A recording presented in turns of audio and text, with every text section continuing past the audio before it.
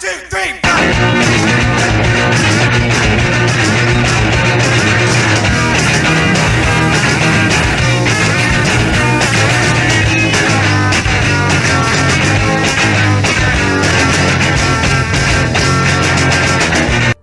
¿Qué tal? Muy buenas noches a todos. Sean bienvenidos a la primera emisión del podcast Factotum, Literatura y Sociedad. Yo soy Gabo Resillas, soy licenciado en Ciencias Políticas o politólogo, egresado por la UAP Campus Tehuacán. Y el día de hoy tenemos el honor, el privilegio, la felicidad de tener como nuestro primer invitado al doctor Juan Carlos Andrade Castillo. Doctor, buenas noches, ¿cómo está? Buenas noches, muy bien, muchas gracias por la invitación. No, gracias a usted por aceptar, por venir a nuestra primera emisión, por creer en nosotros ahorita que estamos empezando. Voy a leer una breve semblanza acerca de nuestro invitado del día de hoy. Juan Carlos Andrade Castillo es profesor de la Universidad Pedagógica Nacional 213 de Tehuacán. Atiende programas de licenciatura y de posgrado. Ha sido profesor visitante en el Departamento de Educación de California State University en Sacramento. Ha participado como ponente en congresos, realiza investigación sobre educación y cultura, historia regional e historia política. Es doctor en sociología por el Instituto de Ciencias Sociales y Humanidades de la UAP, maestro en Ciencias Políticas por la Facultad de Derecho y Ciencias Sociales de la UAP y licenciado en Historia por la Facultad de Filosofía y Letras de la UAP. Bienvenido, doctor, es un gusto tenerlo aquí con nosotros. Para comenzar este podcast, quisiera que nos platicaras, y ya habíamos quedado en que lo iba yo a tutear, que nos platiques sobre las más recientes publicaciones que haya hecho. Muy bien, pues muchas gracias. Sí quisiera recuperar algunas cosas que hemos estado trabajando en los últimos años, y es precisamente sobre temas de educación y sobre temas de historia política y regional de Tehuacán. Próximos a salir a la luz hay dos trabajos, uno que se titula Poder y Máscaras, que habla sobre el conflicto que hubo entre varios grupos ciudadanos en varios municipios de la región de Tehuacán con el Estado. ¿Qué tipo de conflicto? Durante la República Restaurada se hicieron algunos ajustes a las normas y se prohibieron, por ejemplo, las procesiones de los santos y algunas otras manifestaciones religiosas. Entonces el Estado estaba muy pendiente de cómo la sociedad se comportaba, pero la misma sociedad y algunos grupos siguieron insistiendo en mantener esas prácticas.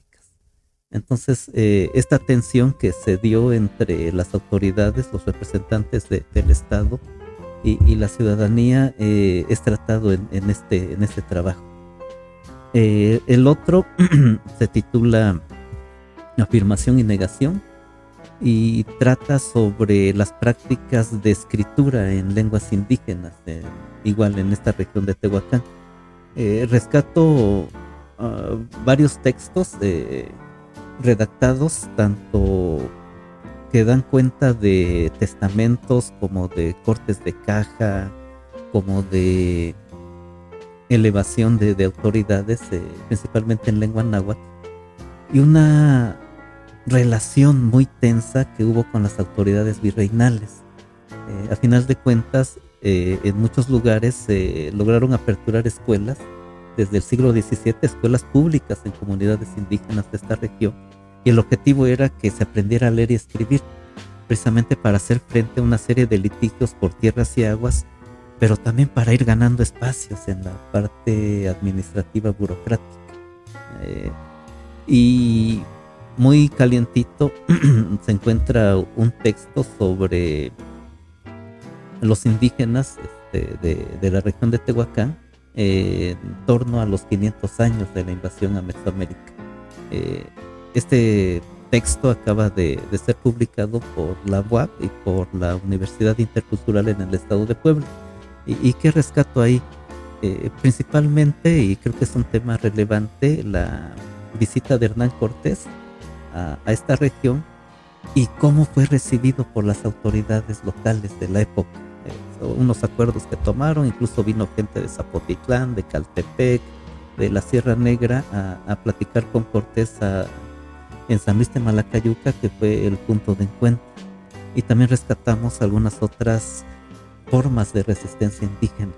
Entonces ese ya está disponible, se puede descargar de manera gratuita, ya lo pueden ver. Y también muy calientito un tema educativo. El capítulo se titula Repensar la educación en tiempos oscuros. Y este texto nació a raíz de lo que estábamos viviendo durante la pandemia. El alejamiento, las escuelas vacías, las tensiones familiares que se vivieron cuando ya todos los miembros de la familia estábamos ahí, y al mismo tiempo que unos tomaban clases, otros trabajaban, nuestras esposas, la mamá haciendo la comida. Haciendo la comida, durante la clase se escuchaba la licuadora, el del fierro, el del pan, etcétera. Y desde la teoría crítica ofrecemos una reflexión en torno a cómo estuvimos viviendo la parte educativa en estos, y cómo estamos viviendo la parte educativa en estos tiempos de pandemia. Entonces esos son los textos más recientes, y uno quizás un poco más antiguo sobre prácticas de plagio académico, que escribí con Ángeles Nolasco, que es mi esposa, donde hacemos una reflexión, yo creo que sí profunda, sobre las implicaciones de la redacción, de la escritura, la investigación y por supuesto el plagio. Ese artículo yo lo leí porque he de confesar que a raíz de este capítulo de este podcast releí muchos o algunos de sus textos, incluso creo que más que en la universidad, porque para los que no lo sepan, el doctor fue mi maestro en la licenciatura de Ciencias Políticas. Leí ese artículo sobre plagio, está bien interesante. Lo pueden encontrar también en digital. Así, ¿cómo se llama? Está disponible, ya se me olvidó el título. Se llama... Igual lo encuentran como plagio, sí, y con su nombre, ¿no? Sí, por parte de la UAP. Usted, creo que una de las ideas de ese artículo es esta cuestión como de que estamos en una crisis de lectura y escritura. Nos enseñan en las universidades a hacer muchas otras cosas, cuestiones técnicas, cuestiones industriales, pero no sabemos leer. ¿Qué es lo que pasa ahí? Y se nos olvidan los títulos. Sí. Se llama Realidad y Ficción, prácticas de plagio académico. Así se titula. ¿Qué pasa? Yo creo que estamos viviendo en un ambiente acelerado, donde incluso, aunque nuestros ojos se posicionen sobre el texto, nuestro cerebro pone una especie de vacío. Y entonces no alcanzamos ni siquiera a descifrar lo que leemos, ¿no? Y mucho menos la comprensión. Pero a mí me parece que es un proceso que ya tiene algo de tiempo, que incluso se venía manejando cuando apareció la televisión, que había personajes que decían, es que la televisión nos va a disminuir nuestras capacidades de razonamiento. Y hoy yo creo que es mucho más visible con estas prácticas que tenemos de multitarea. ¿A qué me refiero? Que estamos leyendo un texto quizás para la universidad, para la escuela, y al mismo tiempo estamos checando nuestra red social a ver si ya tengo likes, y al mismo tiempo estoy atendiendo otro asunto quizás de la familia. Entonces esta dinámica de ser multitareas nos ha llevado a un proceso de debilitamiento de la lectura y todavía más de la escritura. Sí, exacto. Es que yo creo que también si no escribimos, no pensamos, ¿no? O sea, es como que una reacción en cadena que se da y que parte mucho también de esta cuestión de crisis de lectura y todo esto.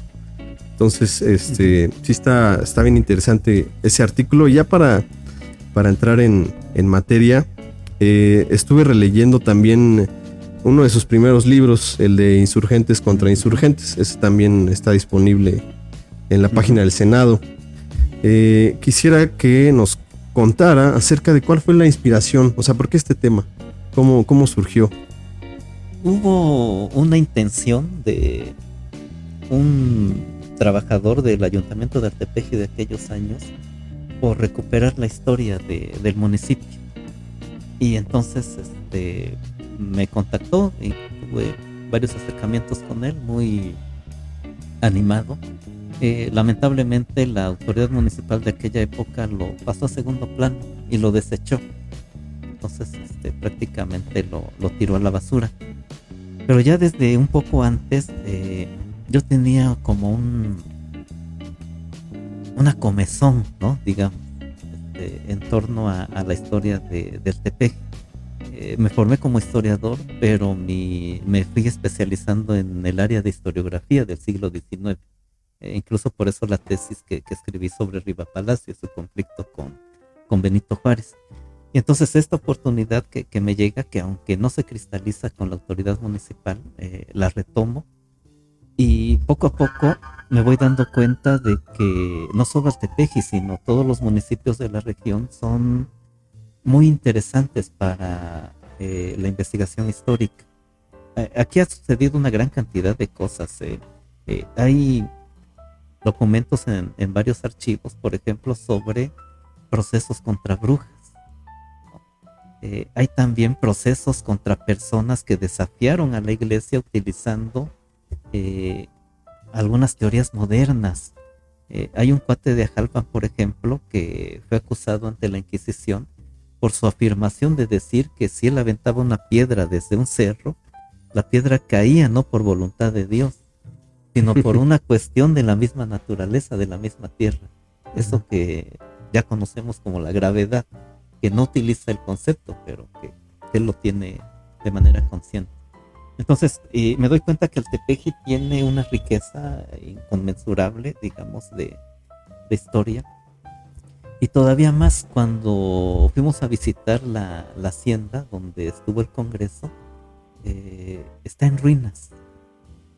Y dices, a ver, ¿cómo es posible que el último recinto del primer Congreso mexicano, que aunque fuera rebelde, era un Congreso, que aunque haya sido criticado de que no fue elegido democráticamente, pues estábamos en guerra, ¿no? O se estaba en guerra, se encuentra en esas condiciones?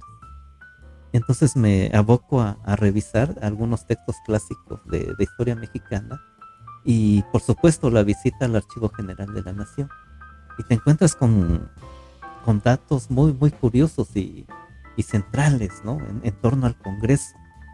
En ese libro, por ejemplo, lo que sí trato es resaltar la importancia de este recinto como el último donde estuvo el primer Congreso, pero también recuperar algunos eventos históricos que por alguna razón no se concretaron. Por ejemplo, gracias a que Morelos venía para Tehuacán, que lamentablemente para nosotros fue apresado y fusilado en Ecatepec, Tehuacán se convierte prácticamente en la capital de la insurgencia. Y aquí iba a llegar un grupo más o menos de 1,000 hombres armados que venían de Estados Unidos para apoyar la guerra de independencia. Estamos hablando de 1815, ¿no? Cuando ya el movimiento ha sido muy golpeado, pero al enterarse que Morelos está preso, ya no llegan a Tehuacán. O sea, Tehuacán iba a fortalecerse todavía mucho más con la insurgencia. Lo que sí llegaron fueron varios fusiles. Sí llegó Parque todavía, ¿no? Para el ejército que estaba acantonado aquí, el ejército rebelde. Uh-huh. Pero digamos, ya no llegó lo demás. Entonces esta historia del Congreso de alguna manera se articula con una gran cantidad de sucesos históricos que son determinantes para el curso de la guerra. Y cuando cae el Congreso, y yo lo remarco en el libro, y quizás es un poco aventurado, cuando cae el Congreso, entonces el movimiento independentista está muerto. Ahí está ya la derrota del movimiento independentista. ¿Por qué? Porque más adelante solo hay guerra de guerrillas, y bueno, ya sabemos quién al final logra la independencia, y hay quienes quieren celebrar el 27 de septiembre, y hay quienes quieren celebrar 1821. Entonces logran la independencia los que estaban en contra de la independencia. Pero es ese año crucial, 1815. Sí, de hecho, yo recuerdo que cuando lo leí en la universidad fue revelador para mí en el sentido de que uno viene con esta idea que nos forjan en la escuela, las versiones oficiales de los héroes, de los insurgentes, o sea, de esta imagen del héroe que no se equivoca, que no tuvo errores, de este hombre perfecto, ¿no? Y cuando leí ese libro dije, bueno, realmente entendí el título del libro, o sea, porque es Insurgentes contra Insurgentes. Es algo que usted lo dice en el epílogo, ¿no? O sea, realmente la insurgencia se terminó por los mismos conflictos al interior del movimiento insurgente. Y si es que la independencia se logra, es justamente también por los conflictos de los mismos españoles. O sea, es algo revelador. Sí, muy contradictorio, pero eso es lo que nosotros tenemos registrado históricamente. Sí. ¿No? Y nuevamente la idea de Tehuacán como un punto crucial, como un punto importante. No, igual fue bien impresionante para mí, por ejemplo, cuando relata el papel tan importante que tuvo el Cerro Colorado, por ejemplo, ¿no? Que ahí estaba el ejército y que era una posición estratégica y todo. Eso está muy interesante y creo que muchos tehuacaneros ni idea de esa cuestión. Ahí estuvo el batallón mejor uniformado, mejor comido y mejor pagado de todo el movimiento insurgente, porque este ejército estaba compuesto de soldados más o menos profesionalizados, que cobraban un sueldo, no es esta idea de vamos a dar la vida por la patria nada más. Es un ejército profesional el que disciplinado se encuentra aquí, muy muy disciplinado. Sí, bueno, quisiera que nos contara también cómo fue el proceso, no solamente de este libro, sino cómo es el proceso en general para escribir un libro y para llegar a ese momento de publicarlo. Pues es un proceso muy largo, yo creo que como muchas cosas empezamos con una idea que puede ser muy vaga. Primero comenzar a escribir, yo creo. No, yo creo que antes de escribir Ajá. hay mucha actividad, las ideas, estarlas reflexionando, encontrar un tema que a ti te parece interesante y que esperas que también los otros y las otras lo vean interesante. Empiezas a hacer tus primeras indagaciones, tus primeros acercamientos. Por supuesto vas desechando cosas, ¿no? en el camino hasta que la idea se configure. Ya cuando está la idea, entonces el proceso de investigación adquiere su propia lógica. Y entonces en el caso de trabajos históricos todavía le damos mucho privilegio al archivo. Y por fortuna hay archivos muy buenos en la región de Tehuacán. Pero por desgracia también hay archivos que ya no existen. Hay municipios que no tienen nada y hay otros que tienen sus documentos coloniales muy bien trabajados, ¿no? La revisión bibliográfica y hoy con las nuevas tecnologías la revisión de materiales digitales, ¿no? O de materiales que se van digitalizando con el tiempo. Entonces escribes, en el caso particular de Insurgentes contra Insurgentes, a mí me parece que el gran apoyo moral, el gran apoyo completo fue de Antonio Tenorio, a quien en una ocasión le platiqué de este fallo que tuvimos con el ayuntamiento. Y entonces él me dice, pues vamos a publicarlo en otro lado. Y puede ser el Senado de la República. Entonces mandamos el manuscrito, y fue en el Senado donde se hizo el diseño y donde se hizo toda la producción. Pero para otros trabajos, pues sí es un poco más penoso, ¿no? Hay que buscar el financiamiento cuando lo quieres sacar como tal, ¿no? El libro completo. O hay que buscar a otros compañeros, otras compañeras que estén también haciendo trabajos. Y lo que hoy está prevaleciendo, pues son los trabajos colaborativos, los trabajos en capítulos, ¿no? Y eso ayuda mucho para todos. Y en las últimas fechas, pues a lo mejor se ha allanado un poco el camino con las publicaciones digitales. pero siempre hay que ir cuidando la calidad de los documentos. Es que hay que someterlo a lecturas y en el mejor de los casos a arbitrajes, ¿no? Esto que en el mundo académico se llama el arbitraje de doble ciego, que tú no sabes quién te lee, pero recibes las observaciones, recibes los comentarios, ¿no? Recibes las críticas, entonces hay que mejorar. Y bueno, la satisfacción de ver el libro, ya sea digital o físico, pues es impresionante. Es algo que se vive, pues, que se goza. Sí. ¿Cree usted que pueda ser diferente el proceso, a lo mejor, de creación, el proceso creativo, al cambiar de género? Porque usted está hablando de un trabajo académico, de investigación. Me llamó la atención ahorita que dijo que no solamente es empezar a escribir, sino que hay todo un trabajo de reflexión detrás.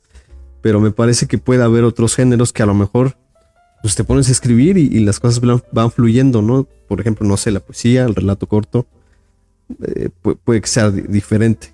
Entonces, ¿cree usted que este proceso creativo, antes de llegar a la cuestión administrativa y todo de publicar, sea diferente en diferentes géneros?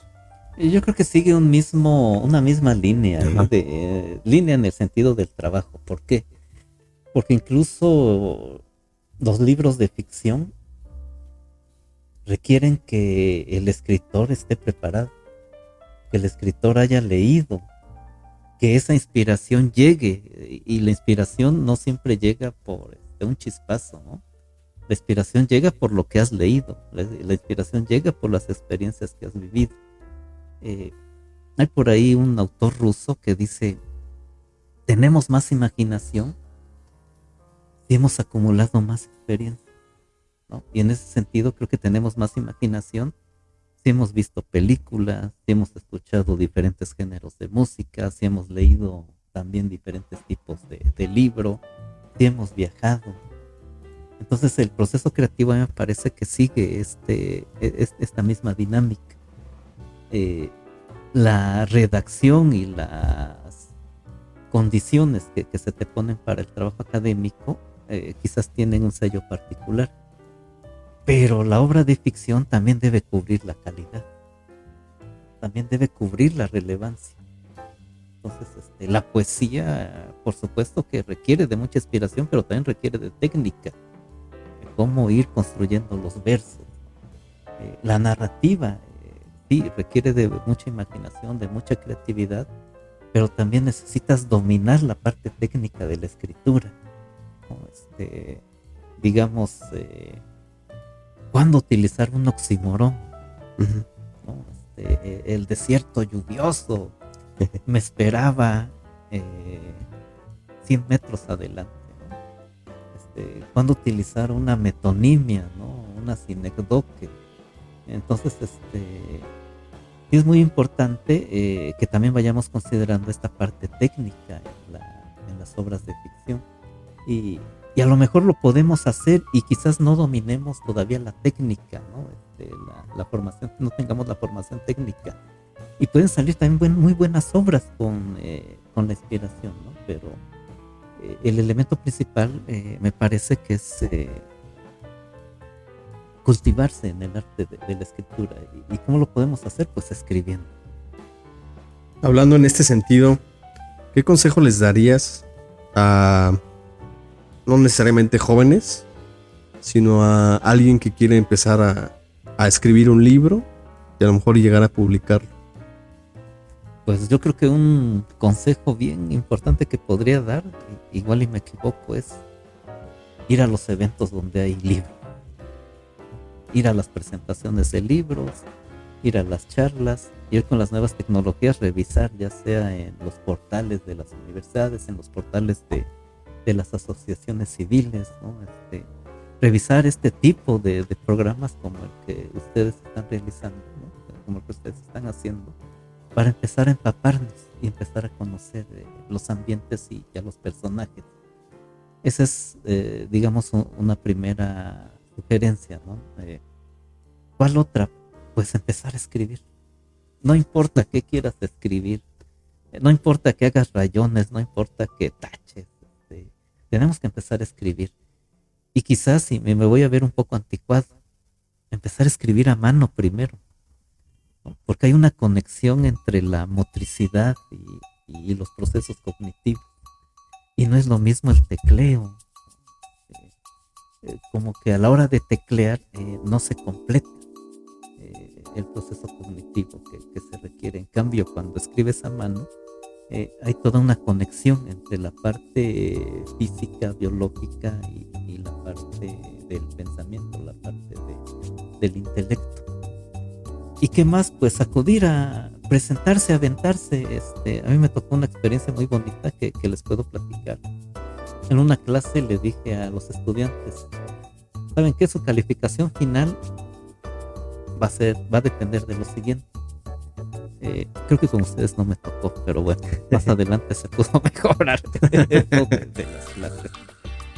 Van a buscar un congreso y van a postularse, ¿no? Y si el comité del congreso los acepta, ustedes tienen 10 de calificación. Por fortuna, una compañera y un compañero aceptaron. Escribieron su propuesta, hicimos un poquito de ejercicios. El trabajo es de ellos, no es que uno influya mucho, uno les apoya un poco. Los acepta el Congreso, van al Congreso, regresan un poco con limitaciones, pero regresan creo que contentos y les publican. Es motivación. Hay que aventarse, ¿no? Nos van a rechazar, sí, se siente feo, sí, pero lo que ganamos en experiencia a mí me parece que es suficiente como para decidirnos a aventarnos a un concurso de novela, a un concurso de poesía, a un concurso de tesis, que a veces también nosotros le tenemos favor, ¿no? Ir a los congresos que son por arbitraje, digamos, ir a las conferencias, no proponerse, pues, mandar tu artículo a la revista igual y te la rechazan. Digo, a mí me tocó que una revista de Cuba me rechazó y se siente uno mal, 1, 2, 3 días, pero después dices, ni quería yo con ellos, ¿no? Como cuando alguien te rechaza. Más o menos parecido. En el ámbito sentimental. Sí, yo creo que la sensación es más o menos parecida, Entonces, pues aventarnos, ¿no? Ir a los ambientes y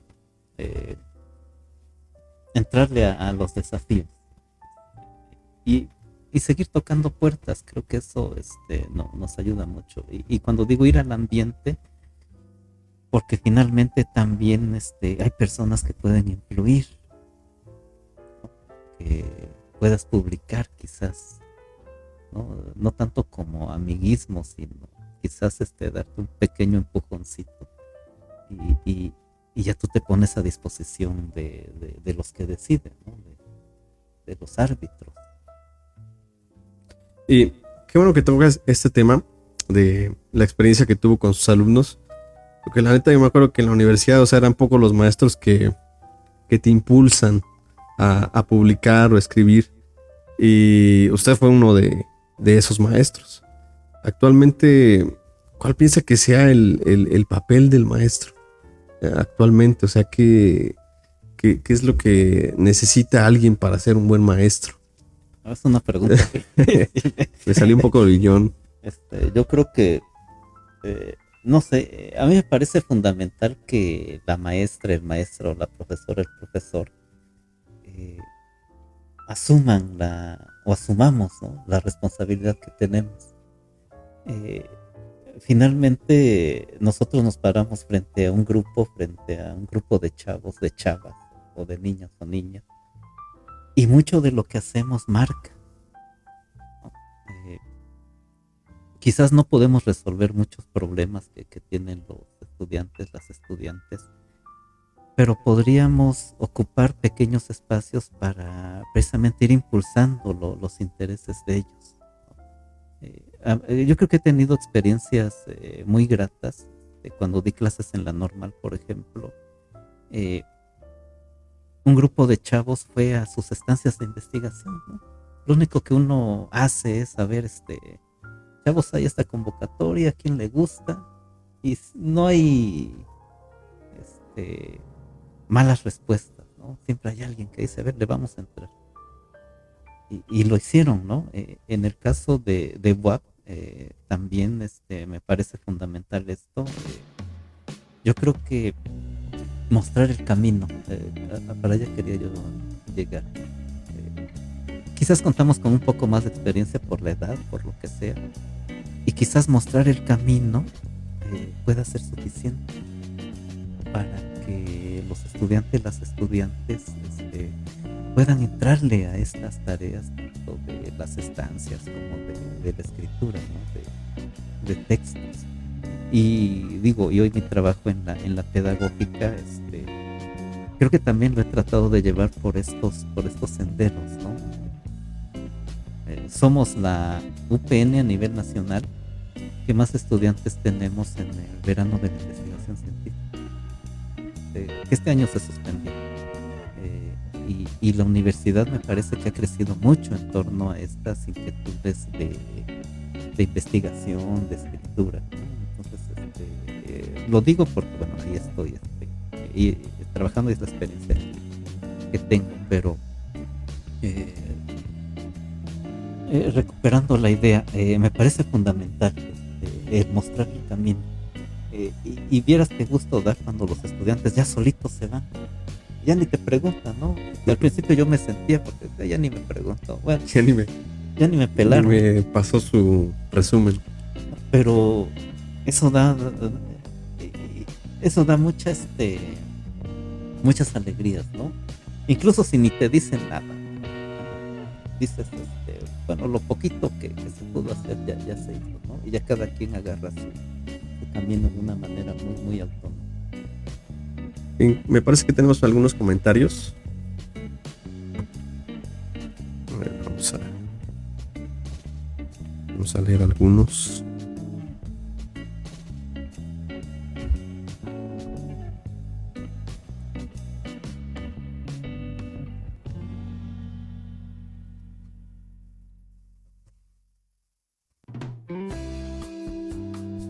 A ver.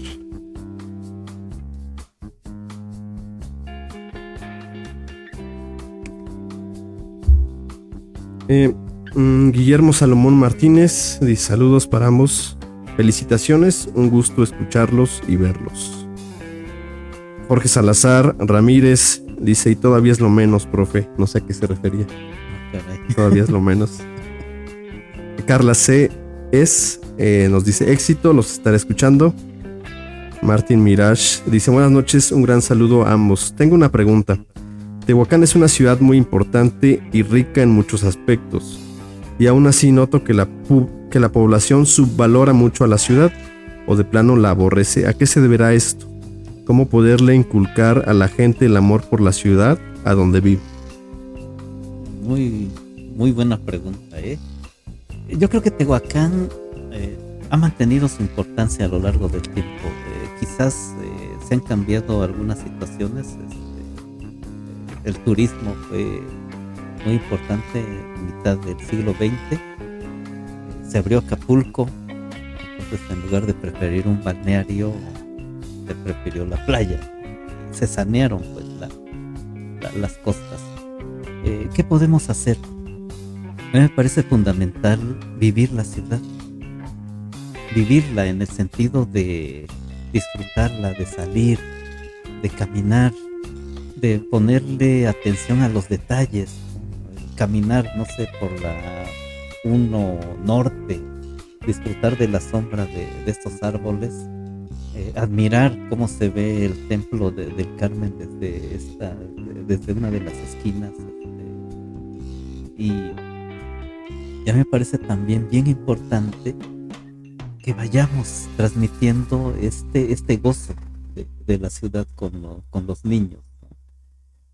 Darnos un tiempo, quizás en este ambiente que vivimos un poco acelerado, darnos un tiempo de lentitud, de sábado, un domingo, cuando tengamos la oportunidad, y disfrutar la ciudad. A mí me parece fundamental eso, porque hoy no la disfrutamos, no queremos caminar, utilizamos el vehículo, el taxi, la combi, incluso para distancias muy cortas, ¿no?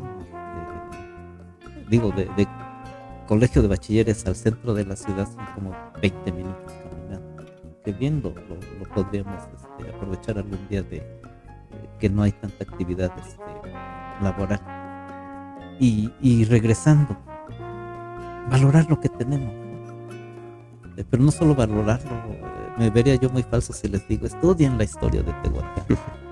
No, lo pueden estudiar y hay que darse la oportunidad, pero creo que es más importante caminarla, disfrutarla y gozarla. Yo creo que esta calle Reforma se vería fabulosa sin tantos vehículos. La misma 1 Norte, esta calle de San Francisco, que la cerraron en parte al tránsito vehicular, que se disfruta. Claro que todavía nos faltan muchas cosas, ¿no? Sí. Hoy vemos basura, vemos un montón de cosas. Inseguridad. Ajá. Entonces, si nos apropiamos de la ciudad, incluso la inseguridad puede disminuir. Digo, en términos muy generales. Bien, me parece que ya no hay más comentarios. Hay uno más de Melissa Benítez Bautista. Nos dice mucho éxito, felicidades, muchas gracias. Muchas gracias a todos, a los que nos están viendo. Para regresar un poco a los temas académicos, intelectuales. Usted tienes un artículo que hace un rato que platicábamos, me decías que ya es viejito, se llama Los indígenas en los procesos sociopolíticos actuales. Ese yo lo encontré, o sea, literal, googleé su nombre y esos fueron los que me salieron. Porque me decía que la mayoría de sus libros o artículos están en físico, no circulan mucho en línea, ¿no? Fíjate que una institución muy buena para esto es la Universidad Tecnológica de la Mixteca. Son muy generosos, ahí mi reconocimiento para ellos. Y a varios escritores de la región de Tehuacán, de la región de Oaxaca, de otras latitudes, nos han dado la oportunidad de publicar con ellos. Ellos editan los libros, están en físico. En algunas ferias del libro han venido aquí a Tehuacán. Si ven, perdón por el comercial, si ven a la universidad, acérquense. Tienen muchos textos sobre precisamente la Mixteca. Y con ellos hemos publicado algunos capítulos. Entonces están en físico, pero también se pueden ir adquiriendo allá en su librería en Oaxaca, ahí la sede de la universidad. Y hay otros trabajos que también están en físico. Estamos viendo cómo ponerlos a disposición ya en línea. Sí, estaría bien interesante. Este artículo del que estoy hablando está muy bueno. Me llamó la atención a mí este concepto de la identidad.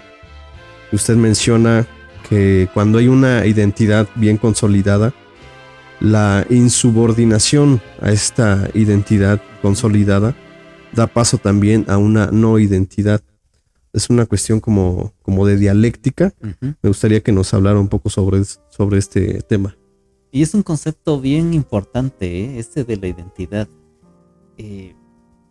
La identidad se va formando a lo largo de los años con algunas prácticas, pero también con algunos elementos incluso inventados para tratar de cohesionar socialmente a la población, para darle unidad a la población. No necesariamente una identidad es mala. También tiene algunos elementos muy benéficos, ¿no? Como el de, decíamos, fortalecer las interacciones, reconocerse ante otros grupos, que es muy básico y que históricamente se ha venido manifestando así, ¿no? Los griegos bien sabían que había otros pueblos, pero ellos se identificaban, ¿no? De acuerdo a su propia polis y marcaban las diferencias. En el caso de la identidad que manejamos aquí, es precisamente la idea de que si bien fortalece, también le debe dar cabida a otras manifestaciones, ¿no? Para evitar algunos peligros. Entonces nosotros nos podemos identificar, en este caso que hablaron de la ciudad de Tehuacán, como tehuacanenses, ¿no? Como altepejanos, como ajalpenses. Pero al mismo tiempo, nosotros tenemos que abrir esa identidad para darle cabida ahora no solo al soy tehuacanense, también soy profesionista, pero no soy solo tehuacanense y profesionista, también soy padre de familia, ¿no? Y también soy estudiante, y también soy indio, y también soy campesino. Entonces, esta relación dialéctica entre la identidad y la no identidad nos permite mejores condiciones de vida y nos permite reconocer la dignidad del otro, ¿no? de las otras. ¿Por qué? Porque si no lo abrimos esta dialéctica, entonces podríamos tener el peligro de caer en totalitarismos, ¿no? de caer en la exclusión. Como tú no eres como yo, entonces no cabes. Como tú no eres como yo, entonces no tienes voz. Y abrirlo a esta relación dialéctica nos permite precisamente una mejor convivencia. Esto que algunos llaman las relaciones de interculturalidad, ¿no? o las relaciones plurales. Esto es lo que nos permite la idea y la construcción de esa no identidad. Hay otro capítulo también bien interesante de ese artículo que trata sobre las tradiciones. Y usted nos dice que el mercado actualmente juega un papel determinante en el sentido de que quiere crear o está creando una sola cultura, que es la cultura del consumo. Esa cultura del consumo a su vez nos lleva a despreciar las tradiciones. Y usted apunta que despreciar las tradiciones es algo inhumano, porque al mismo tiempo de que despreciamos las tradiciones, estamos despreciando el dolor, estamos despreciando las luchas, estamos despreciando también las angustias que hay detrás de esas tradiciones. Actualmente, ¿cuál es el papel de la tradición? Yo veo que para muchos jóvenes, para muchas personas de mi generación, le tenemos miedo, por ejemplo, al matrimonio, ¿no? Es esta cuestión de que yo no me quiero casar, me quiero dedicar a mi vida profesional, me quiero realizar a mí primero como persona, y eso o lo dejamos al final o de plano no queremos. Entonces, ¿cómo rescatar estas tradiciones? ¿Cuál es el papel de la tradición actualmente? Fíjate que esa idea del matrimonio es buena, está bien, no nos queremos casar, iba a decir, no, yo ya me no se quieren casar, pero tienen perrijos. No se quieren casar, pero tienen gatijos, ¿no? Sí. No se quieren casar, pero establecen otra relación, ¿no? De responsabilidad, digámoslo así.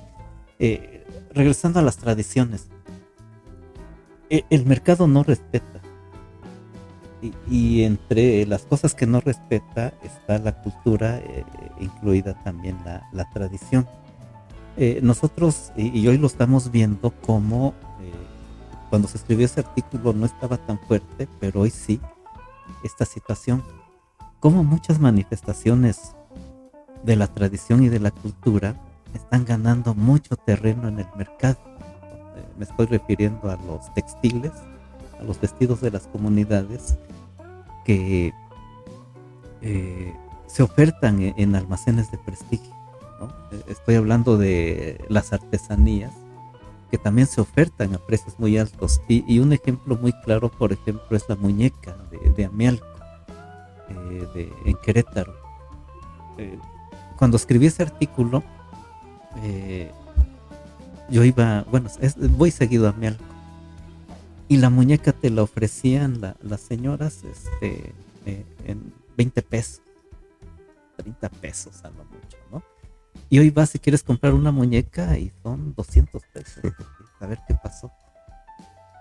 Al final de cuentas, lo que el mercado ha hecho es también absorber estas tradiciones y meterlas a su lógica de la oferta y la demanda. Algo que no habíamos visto, ¿no? Pero también lo podemos ver cómo el mercado llega y recupera algunas manifestaciones y las mete al mercado vía el cine, ¿no? y vía otro tipo de producciones multimedia. Entonces, ¿qué representa esa tradición? Sí representa un bastión de identidad, un bastión comunitario, ¿no?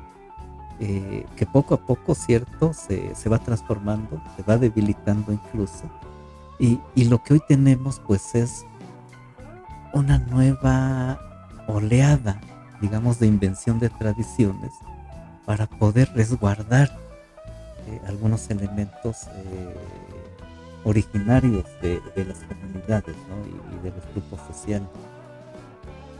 Los podemos criticar, por supuesto, ¿no? El Día de Muertos hoy, el altar de Día de Muertos en algunos lugares con brujitas, ¿no? Con telarañas, con una calabaza, ¿no?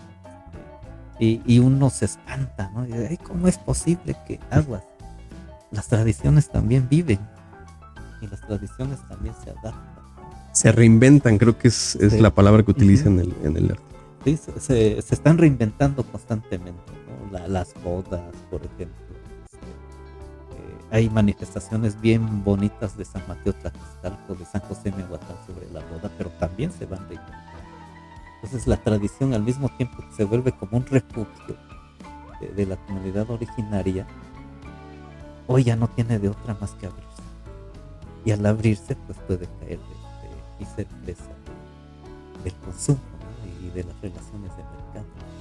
Y hablando justamente de las relaciones de mercado, ya para terminar sobre este artículo, usted menciona que también la democracia electoral se somete a las lógicas del mercado, más que buscar formas de participación política efectivas, y que no respeta las formas de participación política en las comunidades.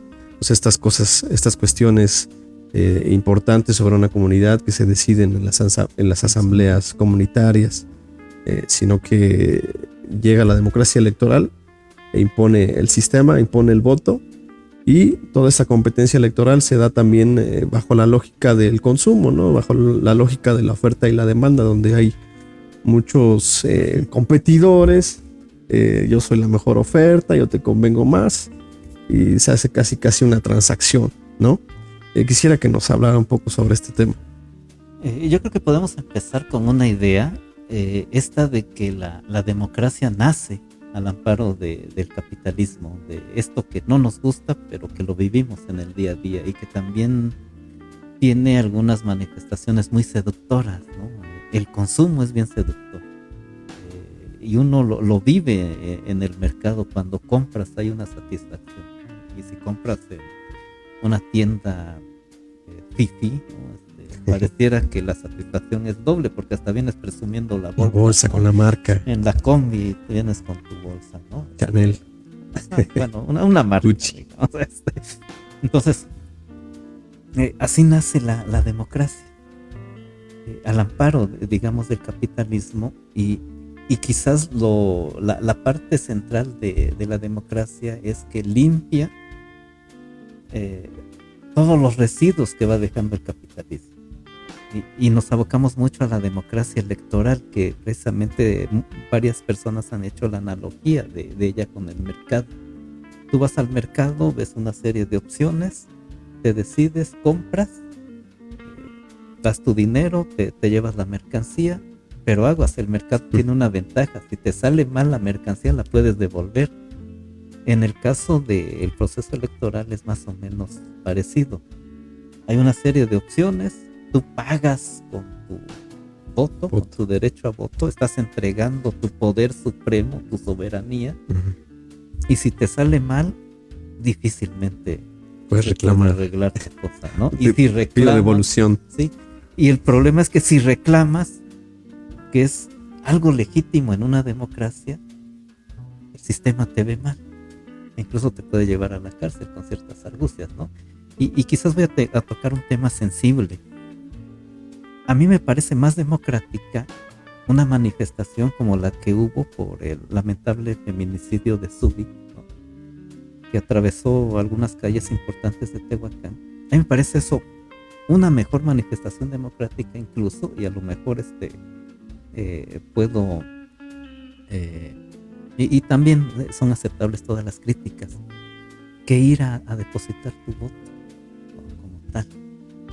Me parece más democrática. ¿Por qué? Porque es algo muy legítimo, que como seres humanos tenemos derecho y que no podemos prescindir de él.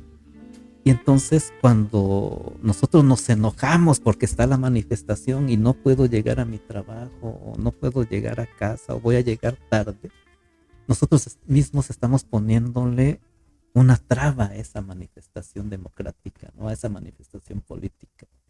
Y yo creo que tenemos que aplaudir esa valentía de estas chavas, de estos chavos, ¿no? Que se lanzaron a reclamar el por qué alguien como Suri, que viene a estudiar, ya no puede regresar a su casa, ¿no? O estos chavos que muy callados limpian una calle, plantan árboles, le ayudan a otros. A mí me parece que son prácticas políticas muy, muy, muy democráticas, ¿no? Que quizás van y aunque no le hagan mucho daño, pero van en contra de esta lógica capitalista, ¿no? De el individualismo, de primero mi beneficio y pues ya después si quieren ustedes, y que trastoca estas ideas de los contractualistas, ¿no? ¿Para qué nos juntamos a vivir? Ujú. Pues para ayudarnos entre todos. Pues no nos juntamos por bonitos, ¿no? Nos juntamos para ayudarnos a vivir entre todos. Quizás recuperando estas ideas sacrificamos algunas cosas, pero ganamos la interacción con los otros, ¿no? Ganamos la compañía de otros, ganamos y reclamamos nuestro respeto en la relación con los otros. Y aparte eso es bien genuino, ¿no? O sea, porque yo lo comparo con la cuestión esta del voto. Hay toda una campaña detrás para promocionar el voto, para que salgas a votar el día de las elecciones. Valora tu voto porque nos cuesta dinero. Y se le mete mucho dinero a estas campañas de la promoción del voto. Pero pues nadie promociona, por ejemplo, que ayudemos a otro, ¿no? O ese tipo de cosas que ustedes están mencionando. O sea, no... ninguna institución creo que hasta la fecha se ha preocupado por comenzar una campaña de la magnitud de las campañas de promoción del voto, y que aparte luego te hacen sentir mal, ¿no? O sea, si no vas a votar, mira, tu voto cuesta tantos pesos, ¿no? Y no fuiste a votar, pues ya desperdiciaste tanto dinero. No, y hace tiempo hubo una campaña que a mí me enojaba, que decía, si no votas, cállate. Oye, pero ¿por qué me voy a callar? No fui a votar y también es una decisión política ir a votar o no votar. Si la serie de candidatos que me presentan no cumple mis expectativas, entonces no voy a votar por el menos peor, ¿no? Mejor no voto. Pero mi propia existencia política a mí me da derecho también de participar de otras maneras, ¿no? Que no necesariamente tiene que ser la electoral. Y digo, el INE con altas, bajas, con críticas, con elogios, hace su trabajo también. Y no me parece malo el trabajo, pero como que falta algo, ¿no? Como que intentar en otros ámbitos de prácticas, de que se vea la educación cívica, ¿no?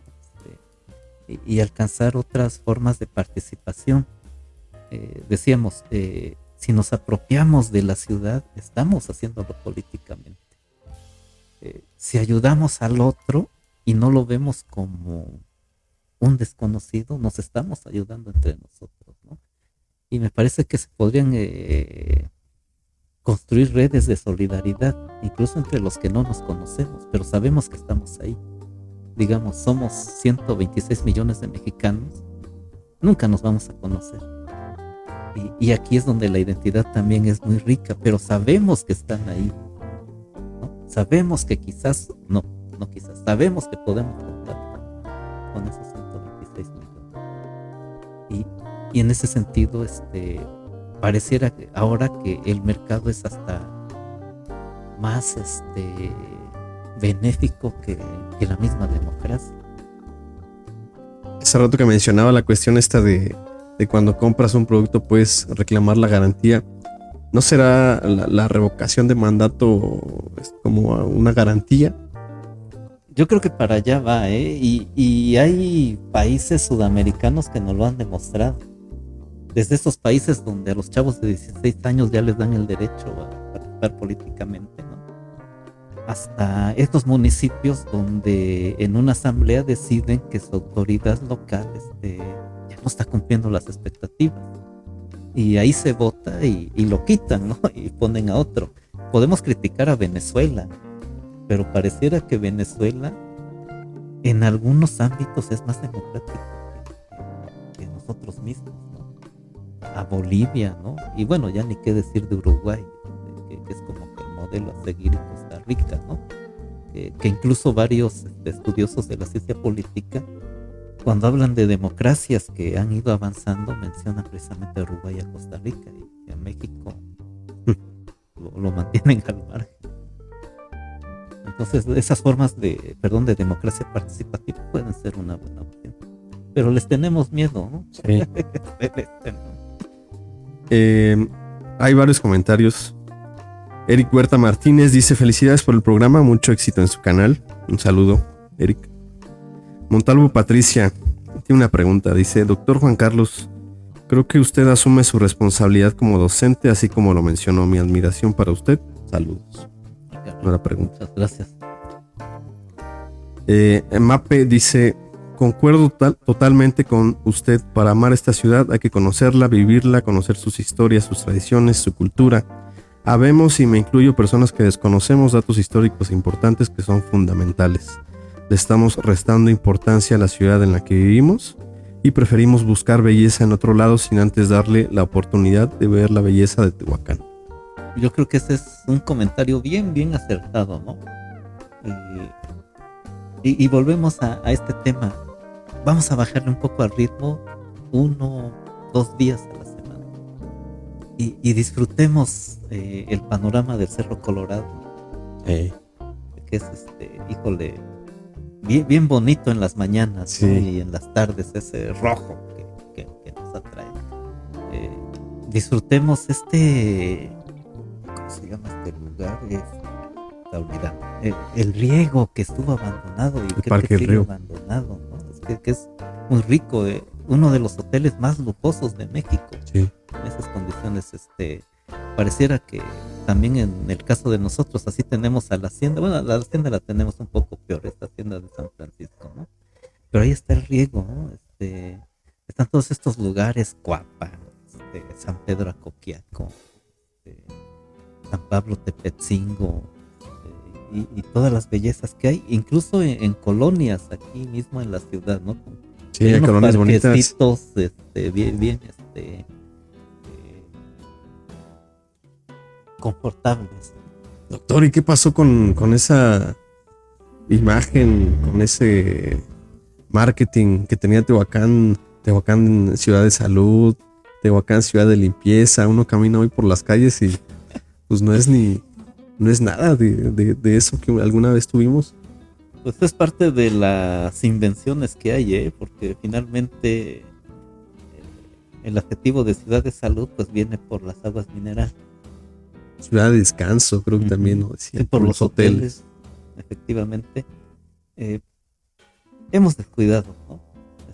La ciudad, yo llevo viviendo acá mucho tiempo, comparto mi tiempo con Altepeji, pero sí he notado que la ciudad se ha descuidado mucho.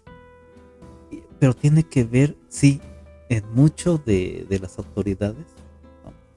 No se puede resolver un problema como el del relleno sanitario, que en algunas ocasiones leí que era, creo que el tercer relleno sanitario más sustentable a nivel nacional, ¿no? Hoy no sé si sigue en el mismo lugar, pero digamos la estrategia política no ha funcionado o no hay voluntad, no sé. Pero se ha descuidado un tema muy relevante como esto y muy básico. Decía, sí tienen mucha responsabilidad las autoridades, pero también como ciudadanos somos muy indiferentes, ¿no? Y te lo platico porque me ha tocado. Pasan por la colonia un día antes, una noche antes, y nos dicen: vecinos, no saquen su basura, no hay camión, no hay servicio. Y al otro día están los montones de basura, sí, ¿no? Y uno empieza a buscar a ver quiénes son los dueños de la basura, vengan por su basura. Y nada. Entonces, sí hay responsabilidad de la autoridad, pero también hay mucha indiferencia de parte de nosotros para tratar de coadyuvar. A lo mejor y son muy nobles estas sugerencias que hay gente que nos hace la gente. Es oportunidad de hacer compostas, es oportunidad de hacer reciclajes. Sí, pero no vamos a resolver tampoco el problema. Podemos aminorarlo un poco. Y quizás eso ya sea mucha ganancia, pero creo que la parte medular pues está en la autoridad municipal. Yo creo que para eso nos representa. Sí. Sí, a final de cuentas es responsabilidad de ambos, ¿no? Es como lo mencionaba en el artículo en el libro, perdón, de Insurgentes contra Insurgentes. Hay una falta de conciencia, tanto en ciudadanos como en las autoridades, ¿no? Y vemos cómo se van cayendo las cosas y nadie hace nada. Nada más observamos. Y pues ya para ir terminando, me parece que ya nos estamos excediendo un poco en el tiempo. Por último, doctor, yo considero que usted es una persona muy influyente, no solamente en Tehuacán, sino en la región. Pero quisiéramos conocer quiénes influyen en usted. Es una pregunta muy, muy importante quizás y yo creo que requiere de reflexión.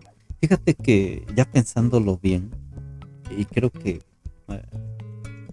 es bueno hacer el reconocimiento de una etapa de mi vida, ¿no?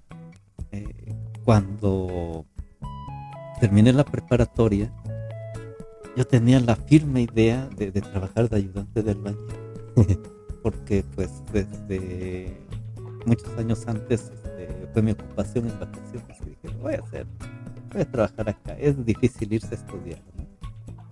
Entonces quien metió ahí un ruido en mí, primero fue mi mamá. No vas a estudiar. No, pues no. ¿Cómo crees? ¿De veras? No, pues no. y me iba bien, porque en la constructora donde estaba de ayudante de albañil me pasaron a jefe de almacén, porque era de los que sabían leer y escribir, ¿no? Y se ganaba más o menos bien, ¿no? Te despachaba los materiales. Ajá, para irla pasando. Y luego te querían que les firmaras. No, espera. Y yo creo que esa fue la principal motivación, ¿no? Ya en la universidad conocí a un profesor. Yo me acuerdo que le hicimos un relajo en un semestre y no lo queríamos como profesor. Y lo fuimos a acusar a la dirección académica y todas las cosas. Y en la siguiente sesión llega y nos dice, ya sé lo que andan haciendo, pero ¿qué creen? No me voy a ir. Híjole, ¿no? ¿Qué nos va a pasar? Y cuando termina el semestre y nos dan las calificaciones, todos salimos sorprendidos porque creímos que nos iba a reprobar. Y ya al final nos dice, ¿qué creía? ¿Que yo me iba a vengar? No. Yo respeto mucho su lucha, respeto mucho su posición. Y aunque no me quieran, yo los debo tratar con dignidad, ¿no? Palabras más, palabras menos. Entonces, esas son las calificaciones que ustedes se merecen. Si hay algún problema, pues ahorita lo revisamos, ¿no? No hay ningún conflicto en eso. Y eso me demostró que hay personas con dignidad, ¿no? Que hay personas muy, muy responsables, ¿no? Y él es la otra influencia. Igual de falla, pero bueno, es una influencia. Y ya en el plano filosófico, yo creo que me movió mucho la escuela de Franco. Cuando conocí a Adorno, cuando conocí a Horkheimer, ahora que conocí muy tarde a una Yeskaya, igual me siguen motivando. Es marxista, ¿no? Sí. Yo creo que esas son como las influencias, ¿no? que me han marcado. Sí, pues yo creo que a nosotros, a muchos de nosotros, usted influyó mucho en nuestra formación.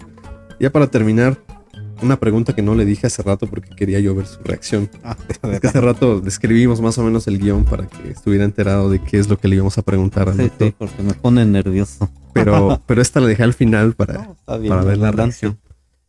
reacción. Tengo la impresión, muy personal, espero no se lo tome a ataque. No, Bueno, esta no es impresión. Usted no se hace publicidad, pero a pesar de que no se hace publicidad, es una persona muy popular. No solamente en redes sociales, que otras personas de aquí, de Tehuacán, maestros, etcétera, le meten dinero a Facebook para hacerse publicidad y todo. Pero usted, a pesar de que no se hace publicidad, usted es popular. No solamente en redes sociales, sino en la vida real acá. Pero me da la impresión a veces, no sé si sea la palabra, si sea correcto usted que vaya a pensar, ¿no le da la impresión de que a veces se autocensura? O sea, no vemos que usted difunda lo que ha hecho, porque ha hecho bastantes cosas. Pero es la impresión que a mí me da, que no sé qué piense acerca de este asunto. Te voy a platicar una cosa. Yo por lo general me he visto así, una playera, el pantalón de mezclilla. Y un amigo muy, muy cercano un día me dijo algo que me movió el tapete. Me dijo, se me hace que tú eres más presumido de lo que quieres aparentar. ¿Por qué me dices eso, no? Trabajábamos en una institución donde había que ir de traje. Una que otra vez ya llegué de la playa, me regañaron y me corrieron, pues, y luego me volvieron a regresar. Pero me movió y he tenido ese conflicto, ¿no? Entonces ahora que me lo dices, creo que también estás viendo la otra parte. No te haces publicidad, pero tienes publicidad. Sí, es como publicidad orgánica. Es que a lo mejor tú también, con otras palabras, estás mirando lo que este amigo dice. Igual y soy más presumido de lo que parezco, que también a mí me da pavor, ser así, ¿no? Trato de aguantar un poco en esto. Sí he tenido ganas y en ocasiones lo he hecho, sale un libro y lo pongo en el Face. Pero no en todos los casos ha sido así. Sí, no, porque hay un buen de cosas. Hace rato que me pasó su síntesis curricular. Hay un buen de libros. Hay un buen de libros, hay un buen de artículos. O sea, no es yo creo que ni el 10% de lo que usted publica en Facebook. Ajá, Y tampoco es de que usted esté ahí martillando a cada rato con publicaciones y todo. O sea, es una publicación y ya. Sí, pero no te podría responder. Sigo con los miedos, ¿no? Porque sí temo eso. De que a lo mejor he conocido a personas que me influyen, que son muy humildes, ¿no? En este sentido de las relaciones y de marcar mucho su individualidad. Pero también tengo miedo de que quizás no sea yo así. Ya no me vas a dejar dormir. Perdón. Pero, Era una pregunta que quería yo hacer, que tenía yo que hacer. O sea, es algo que también a mí no me ha dejado dormir. Yo creo que desde que fui alumno de usted. O sea, es una cuestión recurrente también. Entonces, creo que fue una buena oportunidad ahorita. sí, y te digo, no sabría responder, he tratado de ser como uno considera que es bueno ser, ¿no? En términos platónicos, pues, de lo bueno. Y alejarse un poco de los vicios también en términos platónicos. Pero yo espero que no esté o no haya hecho algún daño, ¿no? a alguien en el transcurrir de los años y en el paso por las instituciones, ¿no? Porque, digo, hablando como profesor, yo empecé en una secundaria en Puebla. Gané experiencia, quizás no muy satisfecho, pero ya sé que es la profesión secundaria, que me dio la oportunidad en el nivel superior. Y digo, lo único que espero es no haber afectado a nadie. Con esto ya quedaría yo bien tranquilo. Hay una última pregunta. Sí.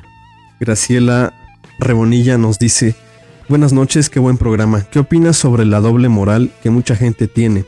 Que por un lado nos enorgullezcamos de nuestra cultura y raíces indígenas y que por el otro lado seamos completamente indiferentes y discriminatorios con la gente puramente indígena que camina por las calles. Bueno, así como que puramente indígena ya no hay muchos, yo creo que hay muy pocos. Yo creo que es una forma de sobrevivencia política, incluso el que a veces tú alabes, ¿no?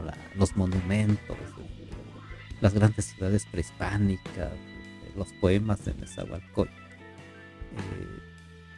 es una decisión política. Y cuando ves al indio de carne y hueso, prieto, chaparrito, pues hablando otro idioma. Ajá, incluso con prácticas de racismo que todavía existen, somos un país muy racista y lo podemos ver también en Tehuacán, ¿no? Entonces, muy respetable la posición de estas personas, pero muy lamentable la práctica de exclusión y de racismo, ¿no? Y nosotros pues también tenemos que aprender a sobrevivir en ese ambiente. Nos guste o no nos guste, ahí está, ¿no? Incluso en las universidades hay racismo, ¿no? No es lo mismo un profesor blanco, alto, a un profesor chaparrito, moreno, ni tanto en las públicas como en las privadas. ¿Ha sufrido usted algún caso de racismo? Sí, pero lo he tratado de sobrellevar, ¿no? En una ocasión en una cafetería, ¿no? Cuando llegamos y no nos atendieron. ¿Qué cafetería es para hacer mala publicidad? Y no nos atendieron, ¿no? Y ya, oiga, ¿no me va a atender? ¿Ah, sí va a querer? Bueno, igual, digo, uno lo siente, ¿no? Y dices, bueno, yo aunque me discrimines, yo te respeto. Sí. Te trato como persona. A mí me pasó en una ocasión, trabajaba yo en Puebla, de repartidor de Uber Eats. No sé si han visto, los repartidores van con la mochilota. Entonces, en Puebla pues es bien sabido que hay muchas plazas. Muchas de ellas son plazas fifís, ¿no? Exclusivas. Utilizando este término de hambre. Y yo entré como si nada, porque había entrado a otras plazas y como si nada. Entonces a esta plaza entré, está ahí en la colonia Anzures. Hasta eso no es una plaza muy lujosa. Entonces voy entrando y se me acerca el guardia y me dice, oye, es que tú no puedes subir por las escaleras, las eléctricas. Tú tienes que subir por la parte de atrás, por la puerta donde para personal, la puerta gris. Dice, por ahí tienes que subir y ya, ¿no? Y yo en el momento, pues si te enojas, no, pues comprendes que la otra persona pues también está haciendo su trabajo, ¿no? Entonces no le dije nada, me subí por la parte de atrás y ya, ¿no? Pero digo, es caso de racismo o clasismo. Clasismo. Igual es diferente, pero sí es cierto que existe. Pero tiene ese mismo impacto, Sí. ¿no? Esa misma esencia. Sí, el rechazo. De excluirte. Y quiero aprovechar, hay una práctica que recupera Jacques Rancière en uno de sus libros, cuando dice, es que los romanos consideraban a los esclavos como no ciudadanos, y como no ciudadanos, cuando el esclavo hablaba, lo que el romano escuchaba era ruido, ¿no? Y esto no se puede terminar, y precisamente lo traigo a colación, hasta que como aquellos esclavos nosotros levantemos la voz y digamos, aquí estoy, también hablo.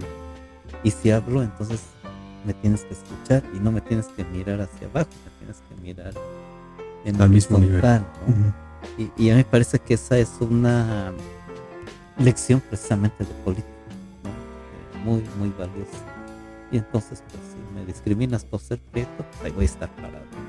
Si me discriminas por hablar lengua indígena, y que muchos compañeros lo hacen, ahora lo hablamos más y abiertamente, y hay redes sociales en náhuatl, en Antigua, ¿no? No, y un buen de cursos ya para aprender náhuatl. Sí, son formas de reivindicación, sí, ¿no? de estos herederos y herederas de las culturas originales, y creo que van por buen camino, ¿no? Bien, doctor, ya para finalizar, ¿algún mensaje que nos quiera dar en general a todas las personas que nos están viendo, a nosotros, pues primero éxito en este gran proyecto. Muchas gracias. Que, digo, agradezco mucho la invitación y ya me voy enterando que soy el primero. Sí, este es el primero en confiar en nosotros. Sí, muchas gracias. Primero éxito y pues, ¿qué mensaje podría dar? Pues intentar, ¿no? No con ese ánimo de discurso de positividad, pero sí intentar ser feliz. Y creo que lo podemos lograr respetando la dignidad del otro. Creo que eso es clave más que otros discursos y proyectos aquí rembombantes, ¿no? Pues respetar la dignidad del otro, porque sin aquellos otros pues no podemos ser. Son nuestro espejo, ¿no? Y nos reflejamos. Como tratamos al otro es como somos. Perfecto. Pues muchas gracias, doctor Juan Carlos. ¿Qué? Muchas gracias a todas las personas que nos escucharon en nuestra primera transmisión, nuestra primera emisión del podcast Factotum, Literatura y Sociedad. Ya no expliqué el título, se me pasó eso.